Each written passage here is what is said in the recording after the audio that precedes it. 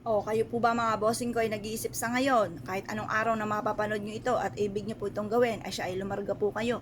Dahil maaaring dito po kayo susuwertihin mga bossing. Ngayon pa mga bossing, ano po ba ito? O di syempre, ito po ay luya na patuyo na. Parang mister ko lamang patuyo na. Ngayon pa mga bossing, ito po ay mainam na gamitin natin pampaswerte. Alam niyo po ba mga bossing ko na ang luya ay mentras po natutuyo, ay mentras po ang swerte ang dulot po nito.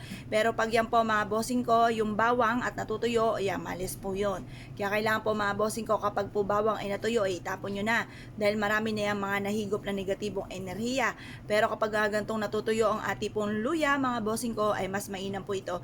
Dahil ito po yung masigit na makakatrak naman ng swerte. Ngayon po mga bossing, ganito lang ang inyong gagawin. Basta kayo po ay positive lamang. Ito po ay makakahakot na napakaraming swerte tagumpay sa buhay.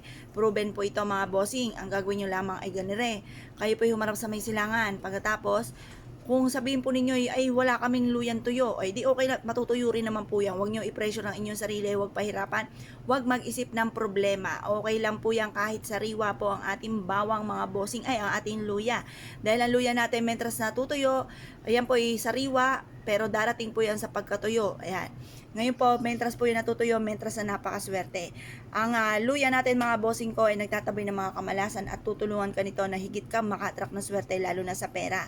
Kaya gawin nyo po ito mga bossing ko sa ati pong luya. Ang luya mga bossing ko ay ibulong nyo ng temtim na mula sa puso. Halimbawa kayo po hirap makaipon. Sa aking sipag at tiyaga, ako'y makakaipon ng maraming pera at makakapundar ako na napakarami. Matutupad lahat ang mga pangarap ko sa aking pong buhay. Ganoon po ang pagwi-wish mga bossing. Direct to the point, walang gamit na sana. At pagkatapos, ito pa mga bossing ko yung mag-wish ka na ng todo-todo. Wala pong masama, wala pong bayad ang mag-wish ng todo-todo. Wala pong maniningil sa inyo pagtapos yung mag-wish ng kayo ay may utang dahil labis-labis ang inyo pang mga wishes. Walang ganon, kaya mas mainam itodo-todo na. Ngayon pa mga bossing, pagtapos na po kayo mag-wish, ibilad ito sa sinag po ng araw sa umaga.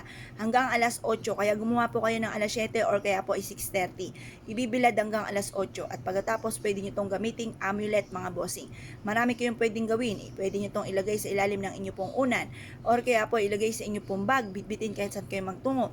Pwede rin naman po na lagyan nyo po ito ng ribbon na pula at isabit nyo po ito mga bossing ko sa may pintuan ng inyo pong main door at makakatulong po ito upang sa ganon kayo po higit na makatrak na swerte at hindi po kayo malasin sa inyo pong buhay. Pwede rin naman na maglagay ka ng ganito sa inyo pong bintana upang sa ganon kayo po ay hindi po mamalasin. Proven po ito, marami na nagpatotoo. Meron din po nga na nasa ibang bansa mga bossing ko na siya po ay ang daming pagsubok na pinagdadaanan. Siya ay laging dinadarang ng kanyang katrabaho. Siya po ay walang magawa dahil siya po ay nasa ibang bansa at siya po ay hindi pwedeng umuwi at inutang pa ang kanyang placement fee. Ngayon pa mga bossing, sabi ko po sa kanya, isubukan niya na magputol ng isang maliit na bawang at na luya at ilagay po ito sa kanya pong bulsa at ito po idalhin sa kanya pong trabaho. At yun po ay walang kabog-abog, ay tuwan-tuwa po siya at yung mga taong toxic sa buhay po niya ay nilayuan po siya. Isa po yan sa mga halimbawa mga bossing. Ngayon po mga bossing, kung kayo po naniniwala at naisyo po itong gawin, ay siya mga bossing, good luck po sa inyo po lahat.